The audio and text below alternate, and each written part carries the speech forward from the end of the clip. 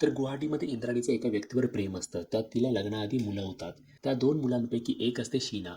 आता इंद्राणीनुसार शीना ही त्या व्यक्तीची मुलगी नसते, पण ती त्या मुलांना सोडून कोलकाताला येते. तिथे ती अधिकृतरित्या श्रीमंत संजीव खन्ना या व्यक्तीसोबत लग्न करते. त्याच्याकडून तिला एक मुलगी होते आणि तिचं नाव असतं विधी. मग काही वर्षांनी त्यांचा घटस्फोट होतो आणि इंद्राणी विधीला घेऊन मुंबईला येते. तिथे ती पीटर मुखर्जी सोबत लग्न करते. पीटर मुखर्जीचं सुद्धा हे इंद्राणीसोबतचं दुसरं लग्न असतं. पीटर मुखर्जी हे खूप श्रीमंत व्यावसायिक असतात. त्यावेळी ते स्टार इंडियाचे सीईओ होते.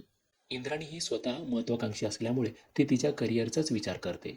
पुढे इंद्राणी शीनाला मुंबईत आणते, पण तिला ह्या अटीवर विधीसोबत ठेवते, जर ती तिची ओळख इंद्राणीची बहीण म्हणून करेल, ना की तिची मुलगी म्हणून. मग विधी जी इंद्राणीची दुसऱ्या नवऱ्यासोबतची मुलगी आहे, ती शीनासोबत मावशी म्हणून राहायला लागते. मग पुढे असा ट्विस्ट येतो की राहुल, जो पीटरचाच मुलगा आहे, त्याचं आणि शीनाचं प्रेम प्रकरण चालू होतं. म्हणजे आपण समजू शकतो की गोष्टी किती गुंतल्या आहेत.